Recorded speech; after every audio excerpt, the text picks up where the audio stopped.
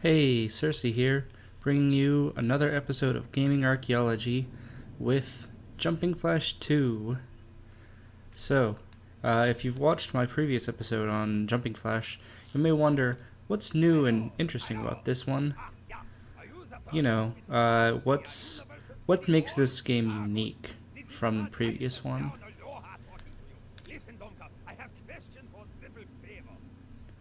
Well...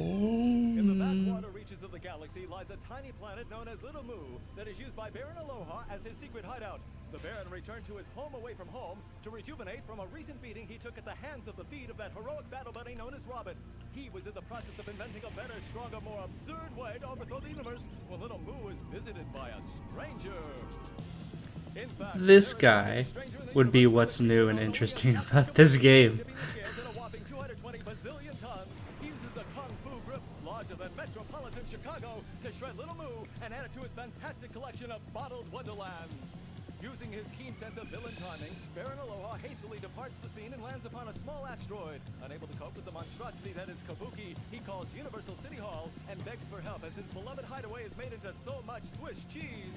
After listening to the Baron's plight, the interstellar dispenser of justice decides to send the only being capable of dealing with a menace such as Captain Kabuki, the freedom-loving, robo-heroic Robert. Tuned up and ready to go the distance, Robert leaps to the scene. Jumping Flash 2, Big Trouble in Little Moo. I mean, I'm gonna be honest. This guy alone would make this episode worth doing. But I also just happen to have an irrational love of this series, and I want to do more about it. So this may end up looking kind of similar to the last game. But this does stand out as being the first PlayStation game I ever played, if I remember correctly. So this actually goes way back. I'm trying to think if this was actually the first 3D game that I ever played. It's hard to remember. I guess there's Sonic 3D Blast, but I don't know if that really counts. Also, one thing I didn't realize when I played the first game is you have a triple jump, not a double jump. You have a double jump and a triple jump. So that is why I was having trouble getting places. So that was my fault. Whoopsie. But yeah, I don't know. When you really get right down to it, I mean, Gaming Archaeology is undoubtedly a celebration, an unabashed celebration, I would say, of nostalgia. And really, when you get right down to it, just kind of embracing the idea that, I mean, sure, we'll play some games that aren't so good in retrospect, but, I mean, that's part of the adventure. It's just discovering whether the games that you remember are like you remember or not how like you remember. We're taking off and or keeping on the rose-tinted glasses.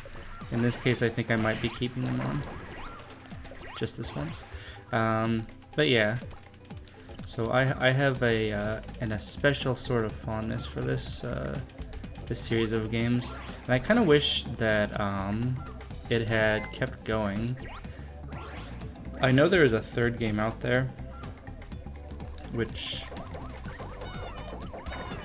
I can't remember what it's called. And I don't think it got a release in America. Which, I mean, I guess that makes sense. It's kind of an obscure little game. But, you know, maybe that would be something to seek out, see if it's any different. I remember looking it up and feeling like there was something keeping me from just going and checking it out, and I don't know what it was. There may be some kind of platform limitation or something. Or, I don't know. I actually don't remember, but I just remember thinking, oh, this would be difficult for me to play. But I can't remember why. I forget things like that. Let's see. It's definitely one thing this game suffers from is just knowing where to go. The restricted viewport doesn't really do it a lot of favors, and it's got a mini-map, which is nice, but it could stand to be a little more useful. I do think that the moves are marked. What is that symbol in the lower left? Star equals musical flower? I don't know what that's about.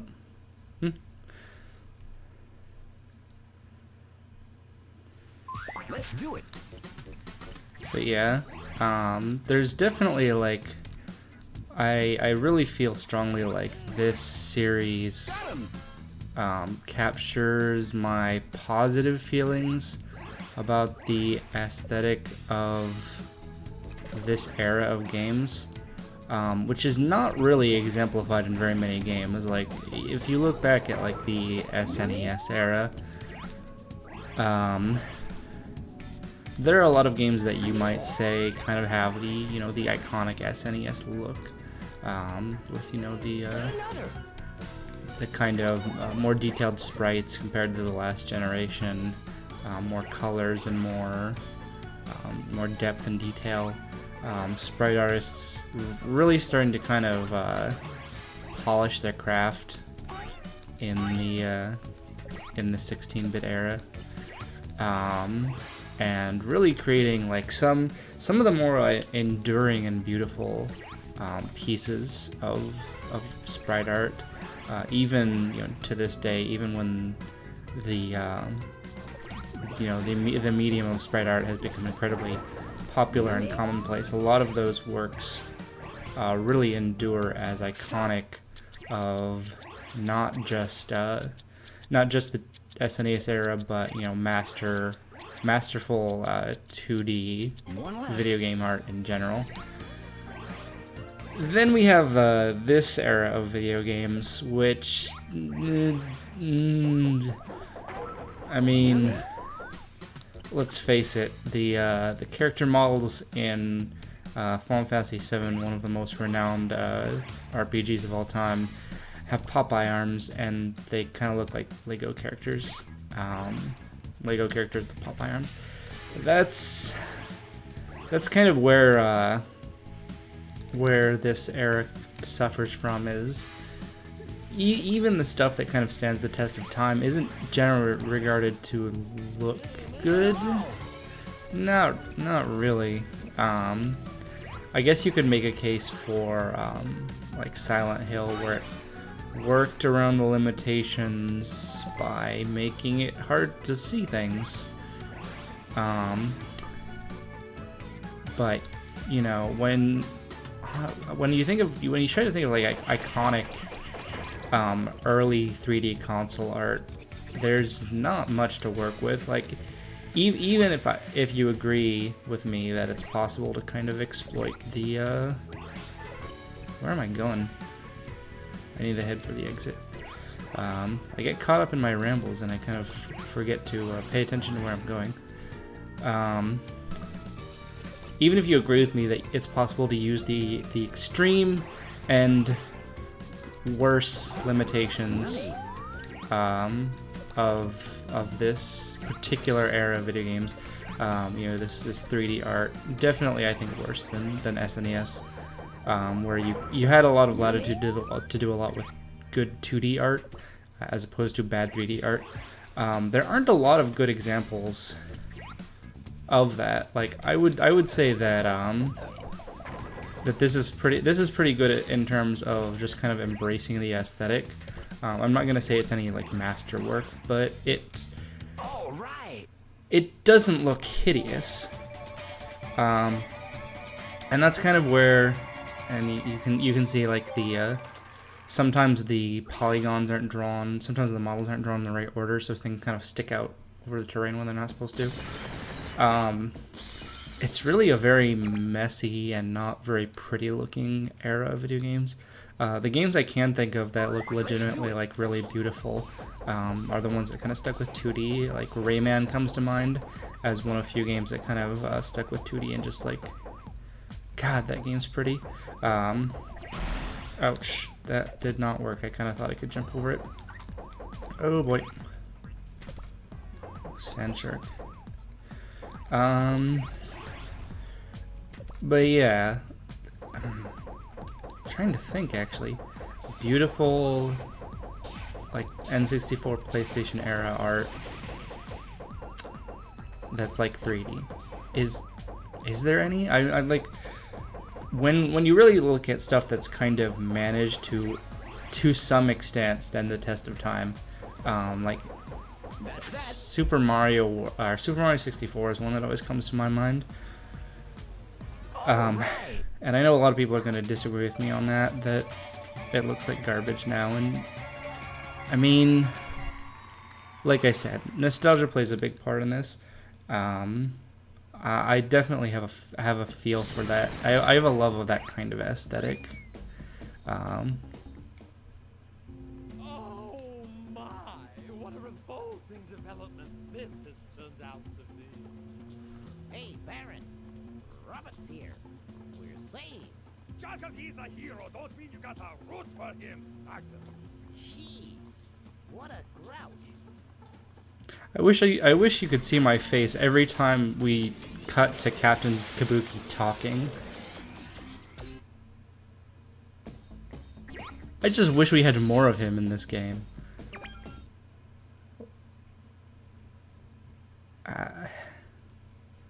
What was I talking about? Let's do it. But yeah, are there any examples of like stuff that, because like I always have to apologize for it, right? I always have to apologize for the art, because I'm not gonna defend it as like super amazing or beautiful. You really have to come at it and it's at its own terms, and I think that on its own terms, something like Super Mario 64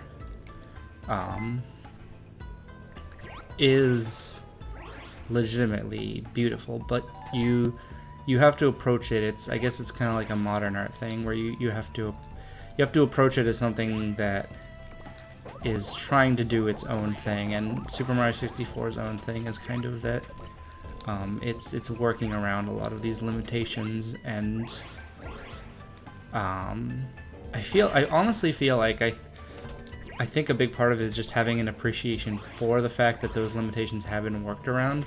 Like making something that looks legitimately like even passable in this era is a feat.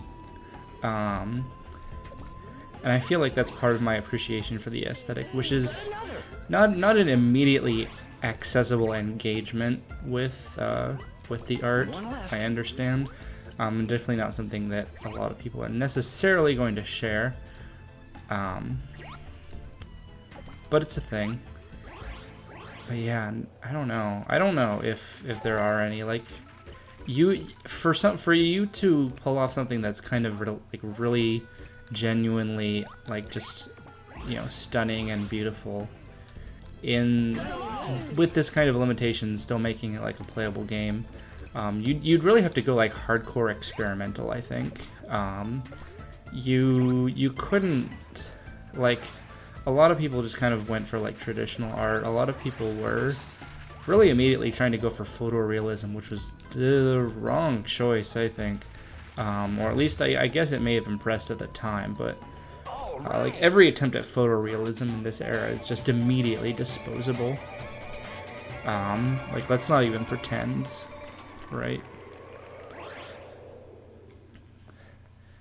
But yeah, if you can think of any early 3D console games that really have a sense of like really strong aesthetic and beauty and visual appeal, if you can think of any, like I'm really curious to know what people think of that, because I think it's worth it. Like I went into this in the Bomberman Hero episode, that like whether you think that these games are really, you know, appealing or not, you definitely have some looks that that you wouldn't get in other places. Like the fact that it is objective, like that it is aesthetically challenging, is the reason why nothing looks like this, really. But I'm curious, like what games are out there that people might consider beautiful from this era.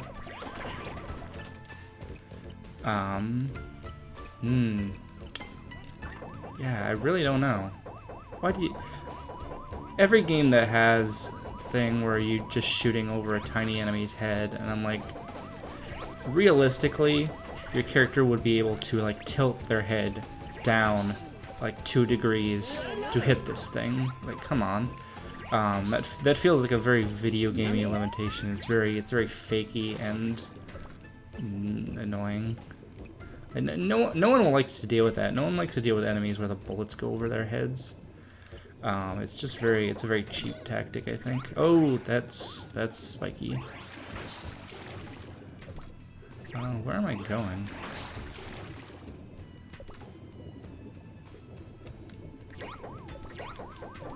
Do I just want to go for the whirlpool?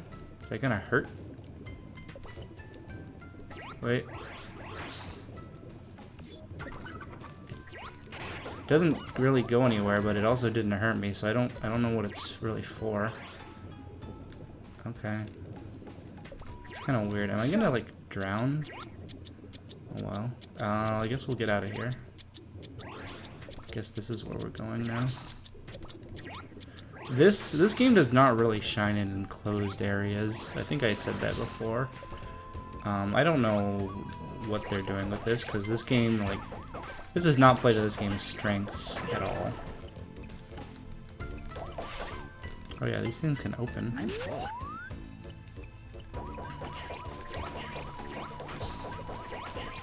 They give you so many tiny enemies to shoot at.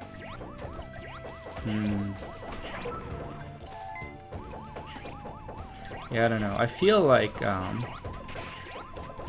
there probably aren't going to be a lot of people that preserve this aesthetic, I would guess. I mean, like, the sprite art aesthetic is pretty much cemented in the consciousness of, you know, people who make games, people who consume games. That's going to endure forever, and deservedly so, because it does help you. It does help you to make, you know, good aesthetically appealing games, and more easily than going for like full 3D rendering and stuff. Where am I going here? There's the exit, but I need one more. So I guess, oh, okay. Thanks, draw distance.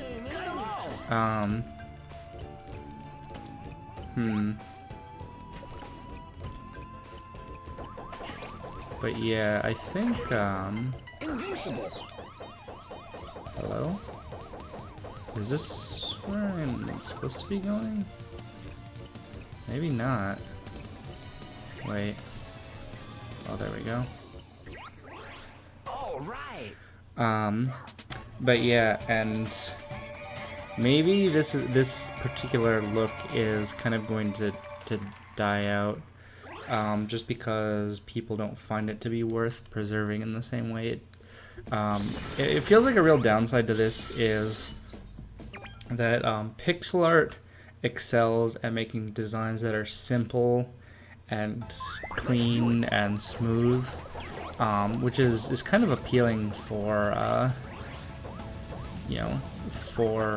game developers when you want a kind of simple and impactful style that doesn't take a lot of, it's not like super detailed or complex to draw. Sprite art is pretty good at that. That's that's something it can do pretty well. Whereas like the polygons the polygons inherently make this kind of a difficult venture. What is up with this guy's laser attack? It becomes difficult, right, to get that kind of cleanliness when you have big, you know, blocky, you know, polygons all over the place. And I feel like the games that do succeed at creating a good or at least passable aesthetic in this style tend to go for simple and stylized, but it's just not as satisfying to see that when you're stuck with these huge blocky polygons. And like the real successor to that kind of smooth, clean style in 3D is the really kind of like rounded, cartoonish shapes that you can see in a lot of like modern 3D indie games. I'm thinking like Ukulele has that kind of, you know, it's very smooth, it's very fluid, it's very cartoony and bouncy. And that looks... Naughty, naughty little space bunny. Oh, I could give your tail such a nasty tweak. Robert seems to be really getting to him, Baron. Yeah, but just wait and see how he does with this challenge. He's not such a hot shot of a hero. You want Robert to win, don't you? I could just keep watching those. This is such a strange game. But yeah, like I feel like that kind of like simple, you know, clean, simple aesthetic, very stylized aesthetic is the best you can do with this. This particular, you know, limitations, but that doesn't mean it's necessarily very well served by it. You know, like if you could take like all these models and like round them out with extra polygons, and they would all look they would be a lot nicer to look at. They would be a lot more visually appealing. Am I gonna fall through those? Wait. I cast a shadow on it.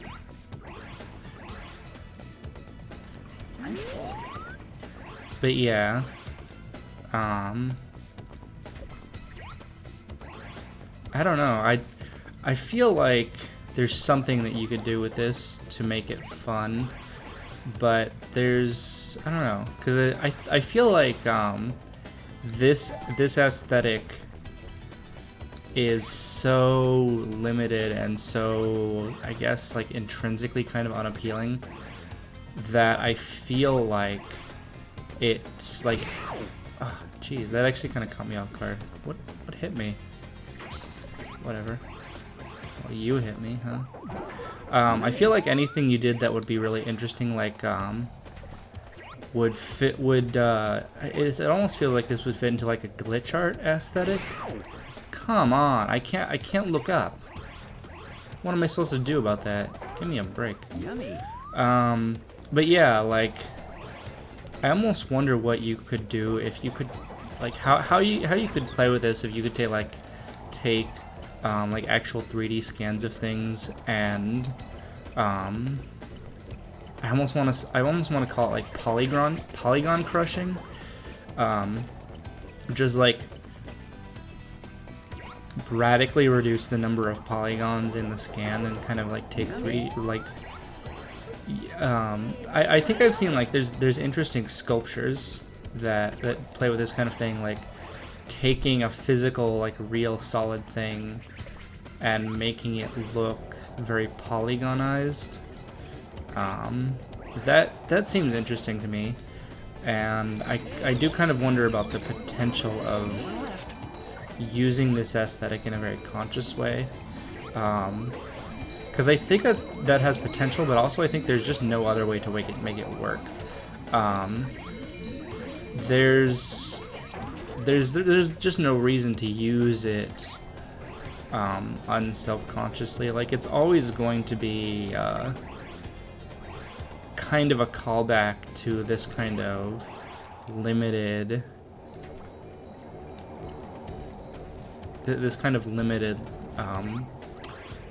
old style, like early console era aesthetic. Because I mean, no matter how you slice it, like polygon or not pixel art has really entered the public consciousness, and we're kind of slowly getting to a point where pixel art, like you actually kind of have to go the extra mile to make sure to really ensure that your art style is really emblematic of a particular retro era. Because where is the last one? Can I just walk across? I can. They should have put like extra boards in there, because otherwise I can't. No, I'm gonna fall if I do that.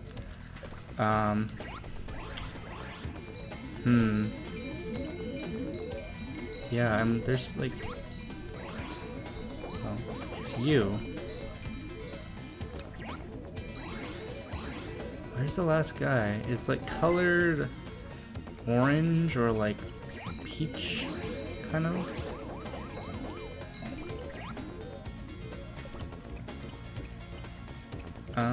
Where's the thing?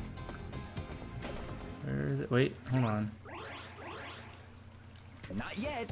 Not yet. Wait. It's like blinking. Wait. Hold on. Not yet. The exit is like a detector for the moo-moos?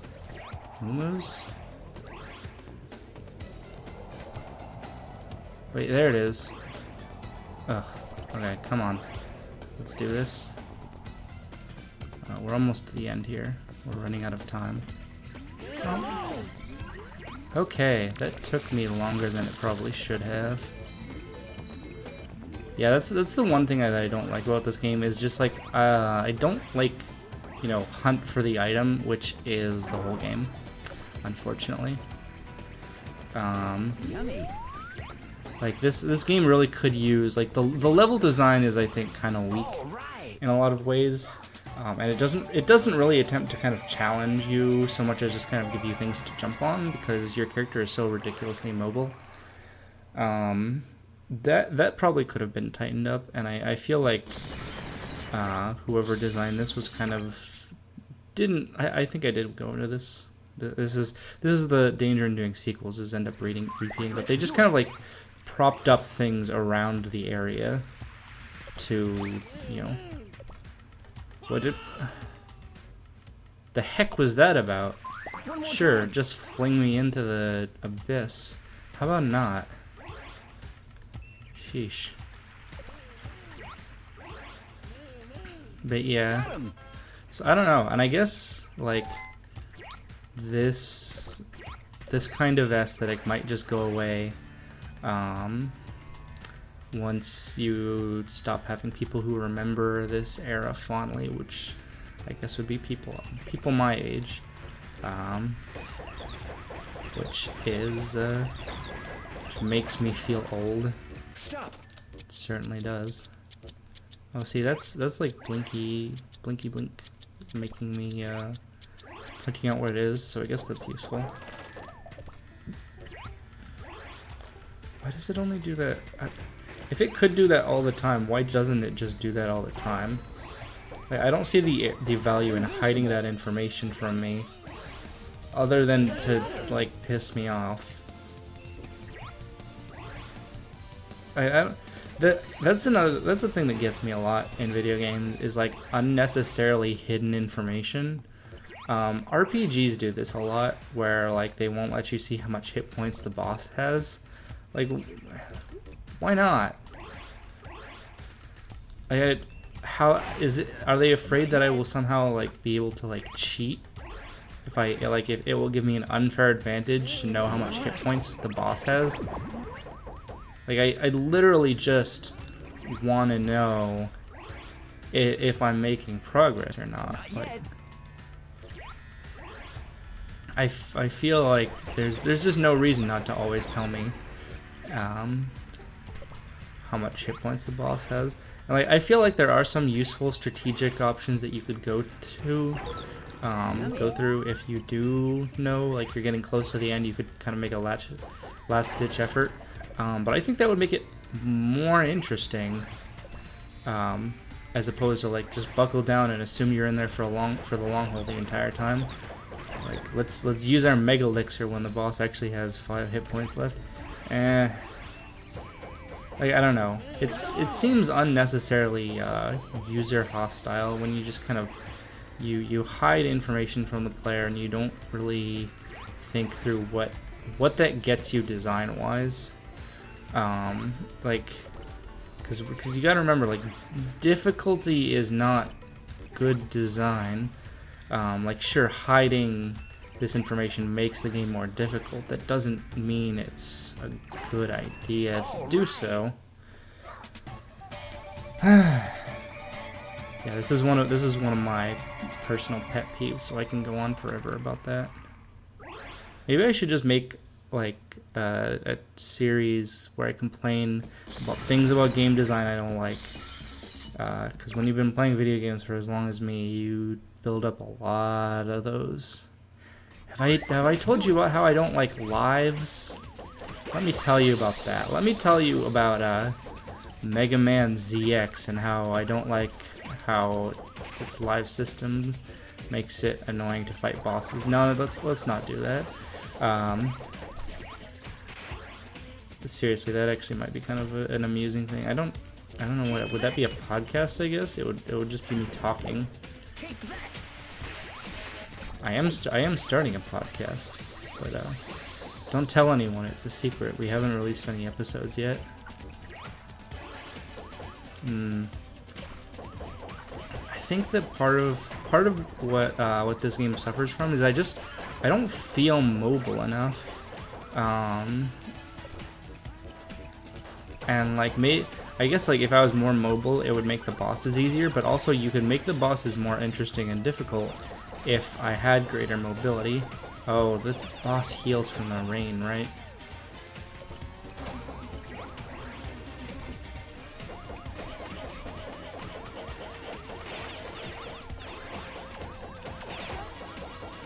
Oof. Come on. You gotta let me finish you off so we can end the episode, buddy. You gotta cooperate. We're on camera here.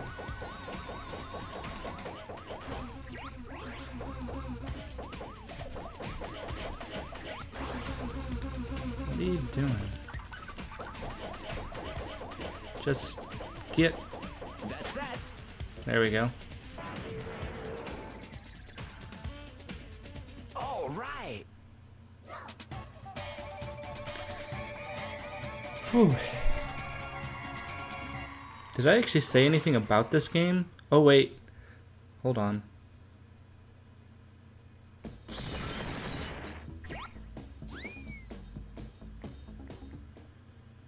Now you've done it, you rapscallion rabbit. I'll make you into a dust bunny. Dust bunny.